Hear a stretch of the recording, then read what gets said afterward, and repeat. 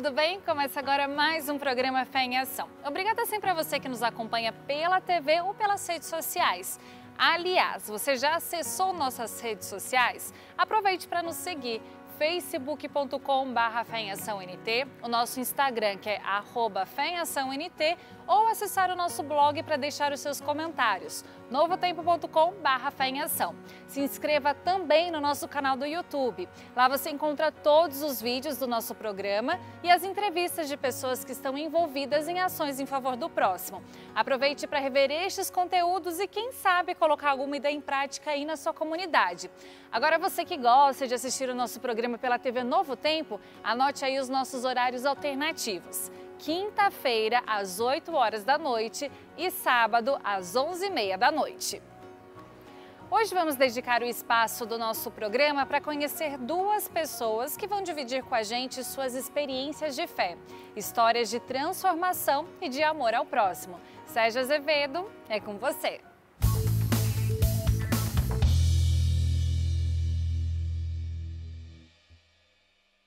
Obrigado, Flavinha. Hoje no nosso quadro Histórias e Testemunhos, estamos recebendo um amigo muito especial. A história e o testemunho que ele vai dar aqui hoje é de arrepiar. A vida dele foi transformada pelo amor de Cristo, numa situação muito interessante. Nós estamos recebendo um amigo, colega, o evangelista Renato Suete. Muito obrigado por ter aceito o convite de estar aqui. Eu que agradeço. É uma honra e um prazer. Agradeço, sim. Você tem uma longa trajetória na vida religiosa, passou por outras denominações, mas eu queria que você começasse a contar como é que você se aproximou da Igreja Adventista. Através da TV Novo Tempo. No momento de grande dificuldade, em que eu poderia dizer, usando um termo mais propício, que eu estava num fundo de poço, advindo de uma decepção muito grande religiosa, comigo mesmo, e etc. Eu estava muito decepcionado do meio religioso e outras coisas mais. E foi nesse momento, morando até então em Sorocaba, que eu pude assistir a TV Novo Tempo, através da minha esposa. A minha esposa é quem assistia e eu já estava refratário naquela época a qualquer programa de pastores e essa coisa toda. Você não acreditava? Eu acreditava em Deus. Acreditava Sempre em Deus. amei a Jesus. Eu era um reverendo na igreja anglicana nesse período, estava ali, trabalhando com eles, mas eu exercia algumas funções administrativas. Eu não queria mais exercer nenhuma função de púlpito, de plataforma, porque eu estava muito decepcionado comigo mesmo. Eu não via uma abertura maior para eu poder falar do amor de Jesus. Ou seja, eu era um pastor, podemos dizer assim, insatisfeito, um pastor sem rebanho, não é? Então, nesse período da grande dificuldade da minha vida, onde eu cheguei, Sérgio, a tomar 15 comprimidos de tarja preta por dia. Nossa. Para dormir. E a tua esposa ficou impressionada com isso? Ficou muito impressionada, porque ela viu um homem que ela conheceu na Ascensão. Eu cheguei a vender mais de 3 milhões de discos. Que você também canta, né? Exato, também no Ministério da Música, e fui diretor de uma gravadora muito importante, diretor fundador desta gravadora, conhecido no Ministério aqui, não só no Brasil, como no exterior também. Gravamos 12 CDs em português, 6 em espanhol. Então ela, depois de ver aquela ascensão, ela presenciou a queda daquele homem, não é? Que já estava cético, não acreditava mais nas coisas, cético com ele mesmo. Estava num momento difícil. E aí você ligou a Novo Tempo? A minha esposa ligou, para ser mais específico e exato. E em que programa que caiu? Olha, foi muito interessante, porque quando eu a vi assistindo o programa, eu falei, você ainda tem coragem de ficar assistindo programas de televisão religiosos, uma vez que você já esteve comigo há tanto tempo na religião? Me deu um certo até ciúme, não é? De falar, sendo ela esposa de um pastor, como é que ela está aí assistindo? De certa maneira, está te traindo, né? Religiosamente. Exatamente, né? E ela disse, deixa eu assistir meu programa. Ela, no princípio, não quis dizer o que era. E eu perguntei até ela me dizer de onde vinha aquele programa, que era da Igreja Adventista do Sétimo Dia e a TV Novo Tempo. E quando ela me falou, a minha reação foi a pior possível. Porque o meu conceito era de que a igreja seria uma seita e a minha esposa estaria ali recebendo uma lavagem cerebral, algo assim, né? Então, eu comecei a brigar com ela, a discutir com ela, para ela não assistir aquilo. Engraçado que a gente vai perpetuando essas inverdades sem saber por quê. Porque eu não sabia, mas eu cria que aquela igreja representava uma seita. Mas eu não tinha o menor fundamento. Se alguém perguntasse por que você queria ser uma seita, eu não sabia, mas eu achava que era. Comecei a dizer para ela, não assista esse programa, até que ela me convenceu a assistir o Bíblia Faixa Apocalipse com o pastor Arilton. E assistindo esse programa, eu pensei até que no final do programa ele ia tomar uma atitude que ele não tomou, digamos assim, financeira. Pelo contrário, eu fiquei pedir alguma coisa. Isso, né? Eu fiquei impressionado dele estar ofertando um estudo bíblico. Isso me chamou muita atenção, eu falei, deve ser o segundo. O outro que vem depois dele é que vai fazer isso, o que eu estava pensando. E veio o segundo oferecer um DVD. E veio o terceiro, e veio o quarto, e quando eu dei por mim, eu estava uma semana ali, né, estático, assistindo e falando, meu Deus, o que eu julgava ser uma seita, eu vejo que agora está pregando uma verdade, eu comecei a conferir na Bíblia. Muitas vezes o boato, ele é mais importante que o fato, né? Você foi enganado pelo boato. Eu fui enganado pelo boato. Isso depois de 30 anos de ministério. E aí você, ainda em contato com a televisão, Sim, como é que você chegou a conversar com as pessoas da igreja? Sim. Levou um mês? Eu fiquei um mês na televisão e decidi que eu deveria ir para essa igreja e ser um membro desta igreja. Um membro da igreja, mas eu tinha medo ainda de me aproximar de mais um sistema religioso que eu iria discordar. Então o que fiz eu entrei no site da CPB e comprei o Tratado Teológico Adventista, todo o comentário bíblico adventista, a série Logos, e fiquei estudando por 6 meses. Só para o telespectador entender, a CPB é a Casa Publicadora Brasileira, que é o órgão oficial que imprime os livros, as revistas, da igreja, a literatura em geral. Eu pensei, eu tenho que conhecer pela raiz, tenho que conhecer essa igreja na base, eu vou no Tratado Teológico. Então começo ali a estudar durante 6 meses, ininterruptos. Eu tracei um plano de estudos para mim de 6 da manhã às 2 da manhã. Eu estudava as doutrinas que estavam naquele livro, Tratado Teológico. E depois de 6 meses, mais um mês, é que eu fui pedir à TV Novo Tempo um estudo bíblico, que alguém me desse um estudo bíblico. E fui agraciado com o pastor Genival da APSO, que muito solícito, naquele mesmo dia ligou para mim, me chamou para ir até a casa dele. Começamos o estudo, eu e a minha esposa, já pedindo batismo.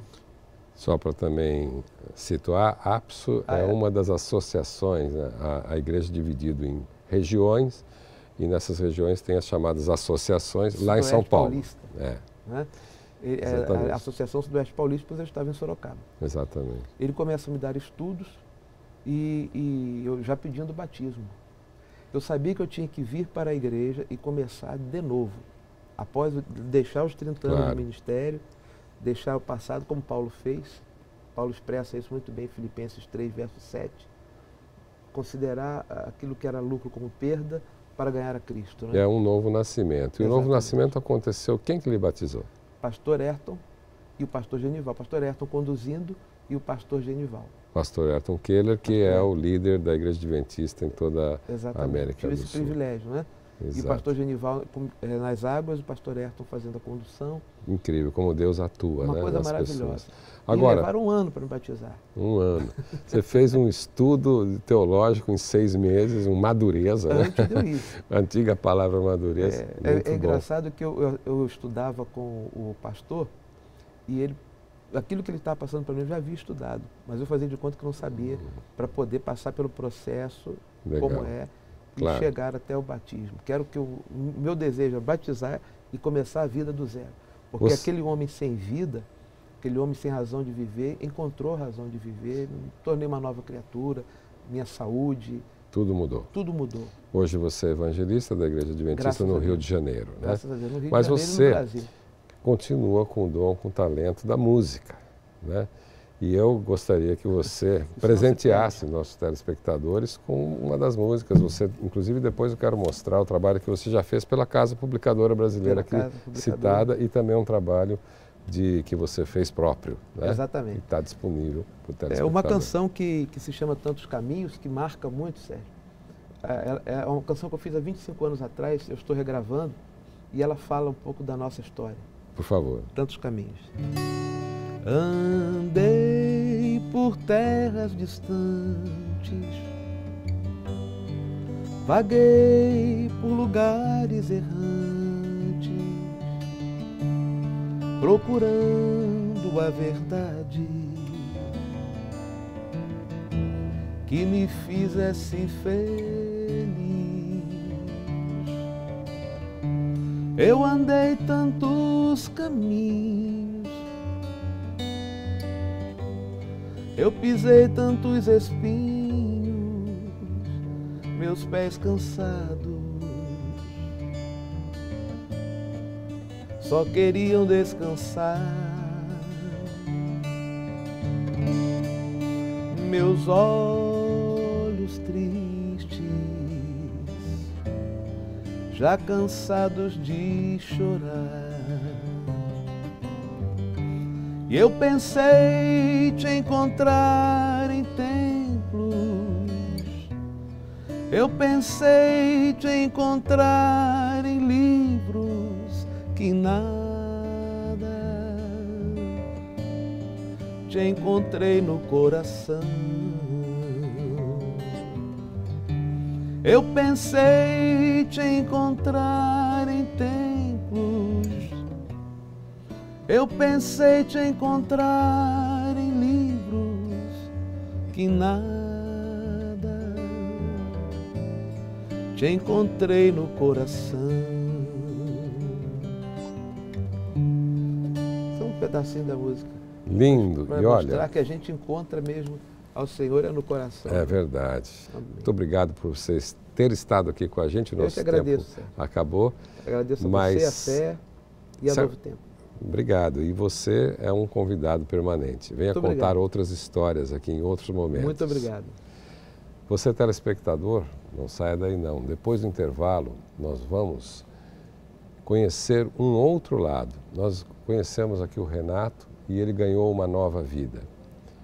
Na sequência, nós vamos conhecer uma pessoa que trata da morte. Uma pessoa que foi até premiada por trabalhos de como as pessoas morrem na UTI. É possível prepará-las? É possível trabalhar com elas? É uma experiência impressionante. Não perca. É depois do nosso intervalo. Até já.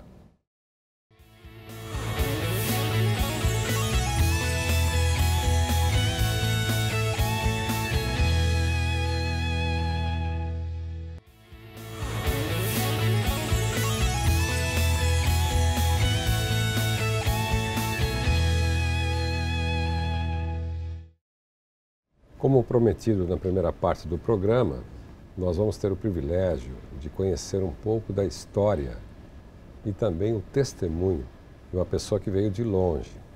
Ela mora nos Estados Unidos, ela veio da Flórida, mora numa cidade pequena, mas tem sempre o coração voltado para sua família, para os seus amigos aqui no Brasil. E nos dá a honra de estar aqui no estúdio hoje. Tércia Soares Sharp. Você, tenho certeza que muita gente, quando chega para você, você é irmã do Williams Costa Júnior, que trabalha lá na Conferência Geral, em Washington, nos Estados Unidos, que é a sede mundial da Igreja Adventista do Sétimo Dia. Tércia, obrigado por estar aqui e poder compartilhar um pouco da sua experiência, da sua vida com a gente. Prazer é todo meu, uma honra. Bem, você tem uma formação interessante, né? Você fez na academia, aqui na Faculdade Adventista, né? FAI, né? Na época, se formou na área da saúde, né? Você é enfermeira de alto padrão, depois fez mestrado em religião na Andrews, é isso? Foi. E você se especializou, não sabia que existe isso, em fim da vida. Né? E UTI e fim da vida. E esse fim da vida é uma coisa nova na medicina, que você se especializou tanto que foi até condecorada com prêmios nacionais, internacionais, e hoje passa um bom tempo ensinando enfermeiros em hospitais, grandes hospitais americanos e fora dos Estados Unidos, como se preparar para o fim da vida, aquelas pessoas que estão lá. Se a gente pensar bem, Tércia, todos nós vamos chegar lá um dia, se Cristo não vier antes, né? É verdade. E a gente pouco fala desse assunto. É. E você é uma empreendedora, porque na verdade você também realiza ações para vender a sua mensagem, para vender aquilo que você aprendeu, para as pessoas poderem aceitar melhor esse momento tão importante da vida. Como é que você chegou aí? Olha, com 40 anos de experiência como enfermeira, eu já ocupei funções diferentes da enfermagem, mas a minha paixão é UTI. E em UTI tem muita gente que se recupera e tem muita gente que não consegue viver, continuar vivendo. Então eu já vi mais pessoas morrerem do que eu gostaria e já vi mortes horríveis. Então eu fiquei estudando, né? Cada reação, cada família, como poderia ser diferente. E por isso eu resolvi escrever o livro para ajudar as pessoas a tomarem decisões importantes hoje que vão dar para elas um final da vida mais sereno. Porque nós todos vamos morrer, como você mesmo disse, não é? Então a morte é parte da vida. Não é um assunto assim interessante que as pessoas vão querer conversar sobre ele, mas é muito importante a gente saber mais para ter menos ansiedade e medo, né? A gente pensa, quando fala assim em UTI, me vem aquela imagem de uma pessoa que tem uma idade maior, que já está ficando velhinho, cabelos brancos, que nem os meus estão chegando lá, e que vai se apagando, né? Uma vela que se apaga. Mas você, eu tenho certeza que deve ter pego casos dramáticos, por exemplo, um filho com 20, 22 anos, que bate o carro e vai para uma UTI e muitas vezes vem a óbito. Né? Então, isso é que é duro, né? Quer dizer, eu imagino uma situação assim de uma família, o filho saiu de casa bem, e aqui no Rio, por exemplo, sai, daqui a pouco leva um tiro, você não sabe se volta vivo, né, para casa. Isso porque nós estamos aqui no nosso estúdio itinerante no Rio de Janeiro, onde estamos recebendo a nossa convidada. Então, como é que é isso? Há diferença entre os traumas que a vida traz, as situações que a vida traz? Quando eu me formei, eu achava que a morte era em decorrência de doença.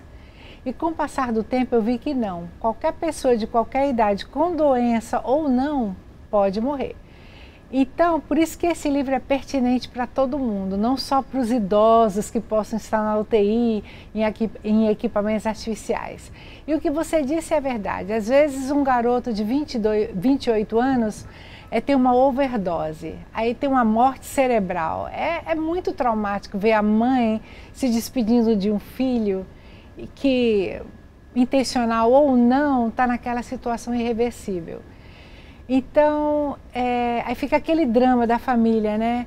E aí o que eu faço? Eu vou mantê-lo artificialmente? Com morte cerebral, nem os médicos permitem que isso aconteça. Mas outros casos, né? Que às vezes a pessoa é idosa, a gente não quer que a pessoa morra e tenta hemodiálise, tenta respirador artificial e vai tentando e a pessoa está ali. Então é uma linha muito tênue entre prolongar a vida e prolongar a morte.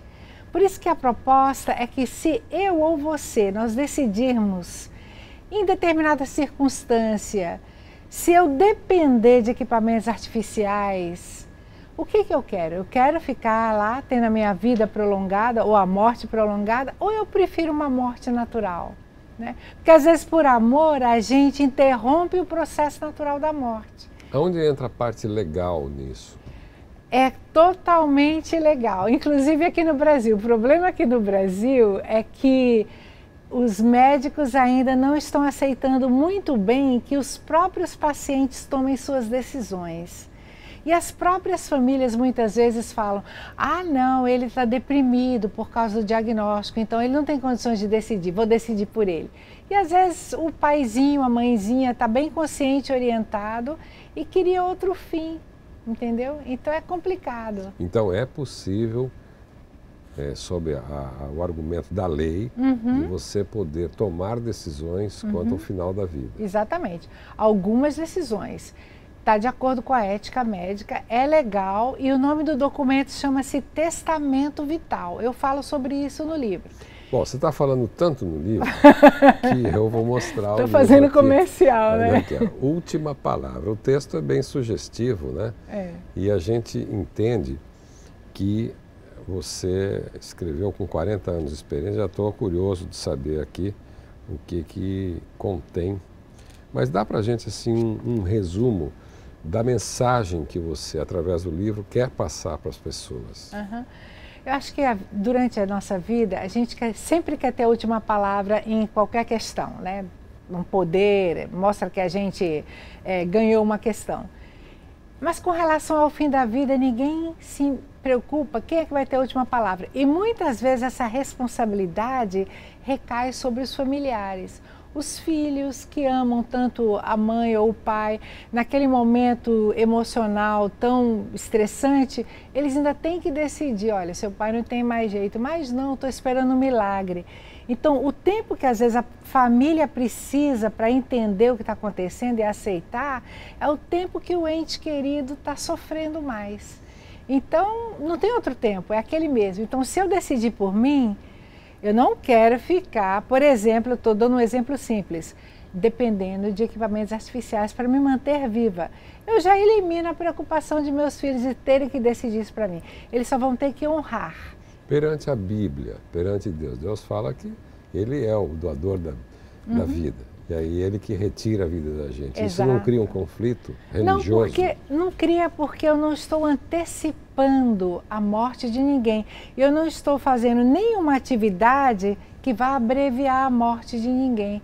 Mas assim como nós viemos ao mundo sem nenhuma sonda, sem nenhum equipamento, na maioria dos casos, a gente pode ter o ciclo da vida fechado de uma maneira natural. Eu não julgo a decisão de ninguém, o meu papel é dar opções e as pessoas tomam as decisões. Tem casos extremos que as pessoas acabam morrendo numa UTI, numa situação daquela, mas muitos casos poderiam ser evitados e essas pessoas que eu quero atingir.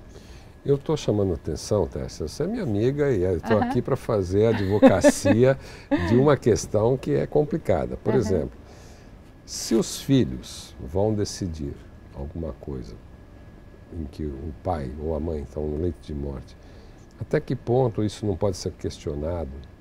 Porque pode ter, por exemplo, alguma vantagem de herança envolvida, pode ter alguma vantagem pessoal em ver que o pai ou a mãe venham a falecer mais rapidamente. Isso não pode acontecer? Não, a minha proposta não é acelerar nada. Então, eu vou dar um exemplo. Eu perdi meu pai em fevereiro, faz 7 meses. Há 4 maneiras de você enfrentar a morte por doença. Né? Esse é um tema extensivo. Mas no caso do meu pai, era a fragilidade que vem com a idade. Então, acoplado a isso, a própria história médica dele.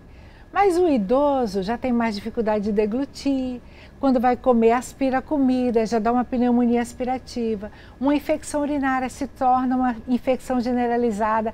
Então eu fui falando para o meu pai, ele tinha muitas internações, eu falei, pai, ele dizia, por que está acontecendo comigo? Eu expliquei a situação do idoso, sistema imunológico mais enfraquecido. E eu disse, pai, a gente pode continuar ali internando e até que um dia o senhor não volta para casa. O senhor pode morrer aqui, nós vamos fazer tudo que a ciência tem de disponível, usar todos os equipamentos e assim será o fim. Ou o senhor pode escolher que o senhor quer morrer em casa, no aconchego do lar, com cuidadoras 24 horas, sem dor, com médico indo lhe ver, mas no aconchego do lar, porque a morte é inevitável em algum momento. E ele preferiu essa opção. Mas mesmo depois que ele escolheu, e eu estava lá só para honrar, esclarecer, ajudar a decidir e honrar a decisão dele. Ele ainda foi internado 6 vezes. Ele queria viver, quem não queria? Mas chegou um ponto que ele disse, eu não quero mais voltar para o hospital. Entendeu? Então, seguiu o curso natural. Agora, se algumas pessoas acham que colocar uma sonda para alimentação é bom, coloca, não tem problema nenhum. Vai prolongar? Vai. entendeu? Então a pessoa vai continuar ali viva, mas quem sabe mais deprimida. E às vezes a pessoa também está até inconsciente e é um vivo morto. Exato. Né? E aí é uma questão. Bom, nosso tempo chegou ao fim, né? E nós temos que também morrer com o nosso programa aqui hoje. Tá certo. Tá certo. Mas eu agradeço os esclarecimentos, é um tema muito interessante, todos nós vamos passar por isso, ou passamos por situações na família, como você passou com seu pai, é um bom exemplo, e certamente esse livro pode nos ajudar. Última palavra. Então, está aqui dado o seu recado, muito obrigado por ter estado aqui com a gente. Obrigada, E foi um que prazer. você continue sendo uma bênção para muitas famílias. Obrigada. Tá bem? Estamos hoje terminando aqui o nosso Fé em Ação, esperando que você esteja conosco. E fica aqui o convite na próxima semana, nesse mesmo horário, com mais um Fé em Ação e também com o meu quadro Histórias e Testemunhos. Até lá!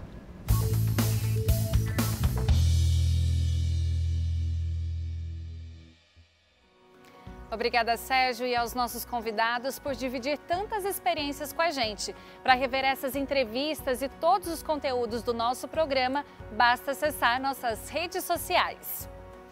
E o programa Fé em Ação de hoje fica por aqui. Obrigada sempre pela sua companhia e nos vemos domingo que vem à 13h. Um abraço para você e até lá!